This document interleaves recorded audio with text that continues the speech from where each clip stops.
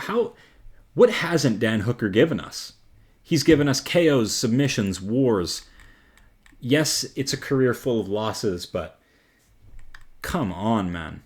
I want to talk about how Dan Hooker is underrated and closer than you might think to getting near a title shot, or at least a number one contender fight.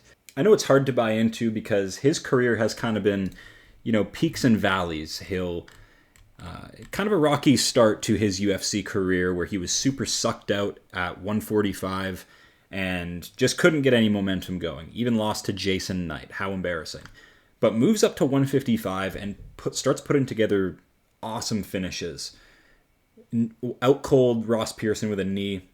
Subs Mark Jacasey with a front choke. KOs Jim Miller. KOs Gilbert Burns. Incredible work. Drops, a beating to Edson Barboza. It is what it is. Bad style matchup. I'm coping.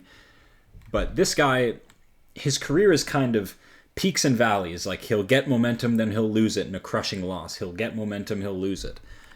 And so he's back on momentum right now, and he actually earned ESPN's 2024 Most Improved Fighter of the Year after a really awesome scrap with Mateusz Gamrot, who's, highly touted and has a win over Arman Tsarukyan, who I believe is now the number one contender.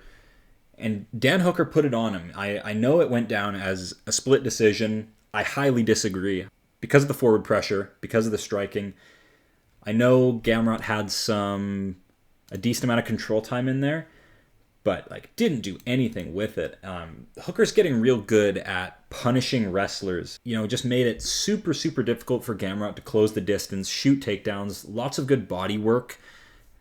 Dan Hooker can be long and tall, good rangy kicks to keep a wrestler at bay, and Gamrot really struggled. Goes for 15 takedowns, only scores 5 on paper, and even these 5, in my humble opinion, were quite ineffective. Dan Hooker is cracking the head with elbows when Gamrot's in these positions and just making it super uncomfortable for him, and scrapped it out. I know Gamrot, he threw back. He actually did land quite a bit on Hooker after the first round. Cuts all over Hooker's face, so I can see the argument for Gamrot round 1. Good damage back and forth. Good damage from Gamrot, sorry.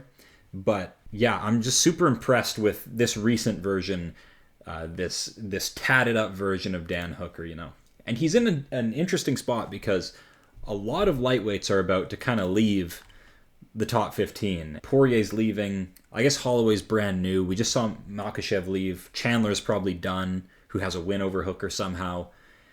And so I'm excited for the future of Dan Hooker and just lightweight in general.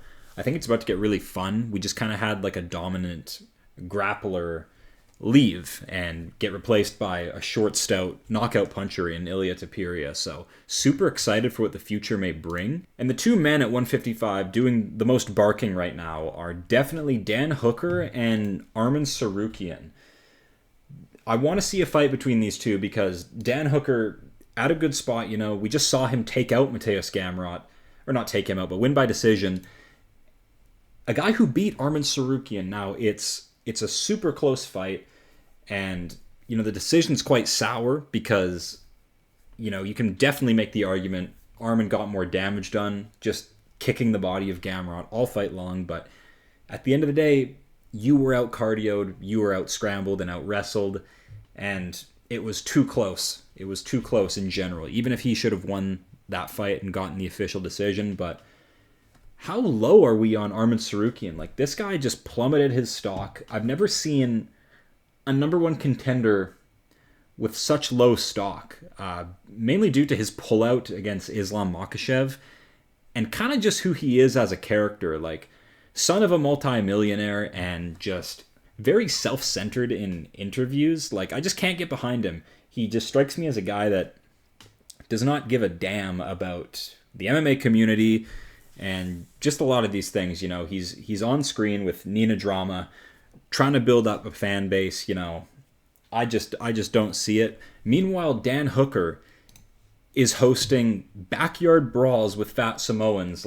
This is a guy that cares about the sport. Who do you think the UFC cares about more? Dan Hooker running backyard Jorge Masvidal brawls for $50K, or The spoiled, pompous Arman Tsarukyan who only talks about himself. Like, who do you think the MMA fan base is going to get behind? It's Dan Hooker all the way.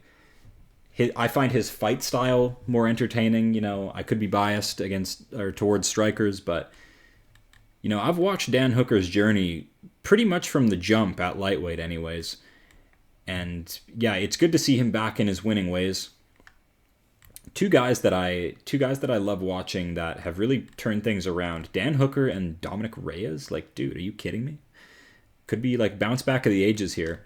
And so Dan Hooker ranked 7th in the division and deserves to fight up. Really does, because look at what he's giving us. He's giving us some real cinema. Say what you want. This is bargaining power right here. This is a wise decision if you're Dan Hooker, On your off time, creating hype, creating attraction to your personality. Because his fighting style, he's got the goods. Every Dan Hooker fight is bloody. It's usually high pace. There's usually a finish. And we can't say the same for Arman Tsarukyan. Yes, he's elite, but it's who the fan base really gets behind. And Arman Tsarukyan, you have to respect the skills. I definitely respect the wrestling pedigree, the physicality. He's definitely an elite level wrestler, obviously. But and he's showing evolution as well. I'm not knocking that at all. But like, your stock is low. His stock is low after the Charles Oliveira fight.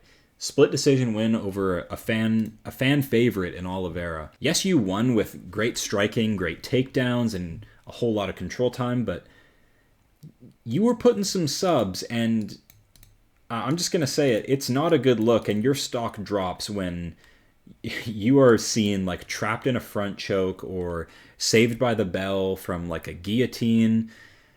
Even if you win, like, you're in the eyes of the MMA fan base, your stock drops. It's just the way it is. And so, yeah, 2-1 win over Charles Oliveira. Meanwhile, Dan Hooker scrapping it out against Mateusz Gamrot as a big underdog and winning. So that's kind of where they're at currently. You're only as good as your last fight. The fan base of MMA has a crazy short memory. That may just be sports fans in general, but you're only as good as your last fight. And Dan Hooker's made the case. He has me all in. He's running backyard fights. I can't show too much of this, but here's Oscar Willis alongside him to help him like hype it up. I love it, man. This is what MMA is supposed to be about. The love of the game.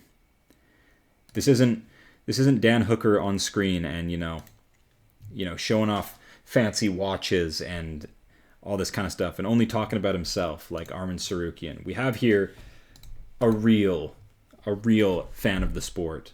And I want to see this fight, and maybe I should give down kind of a detailed prediction. I feel like I should do that because this fight could end up happening, so maybe I should save it.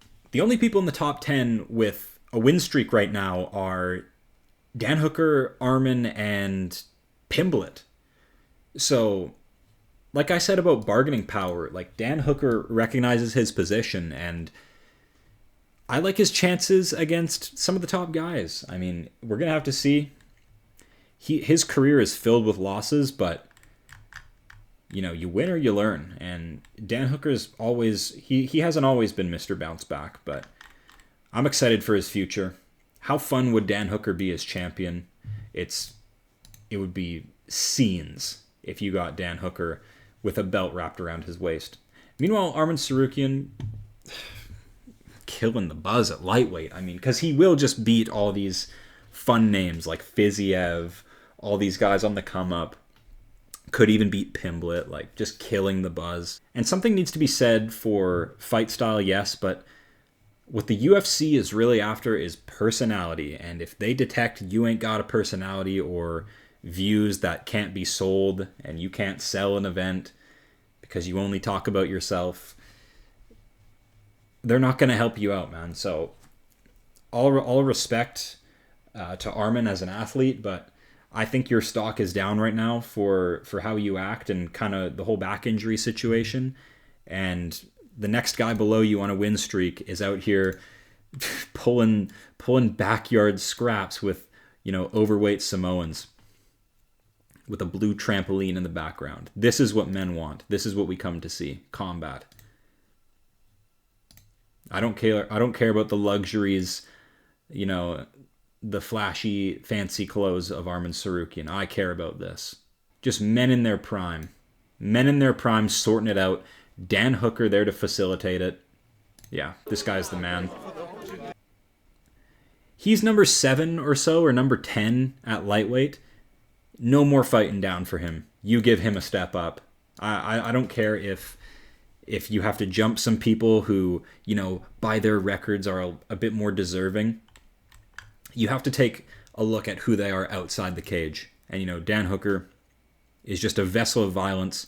He's a sweetheart. You know, look at what he gives to the MMA community. So yeah, there's the video. I just wanted to talk about lightweight and sort of, you know, what's going down. It's a lot more fun now that Islam's gone, and just kind of how things are playing out. Fiziev's back. Gaethje says he's sitting out for, I don't know, for his title shot. Arman's kind of pulling the same crap. Dan Hooker's out here making it fun with backyard fights with fat Samoans. So you pick your team. You pick your guy that you want to back. I'm team Dan Hooker all the way. All right, thanks for watching the video. Goodbye.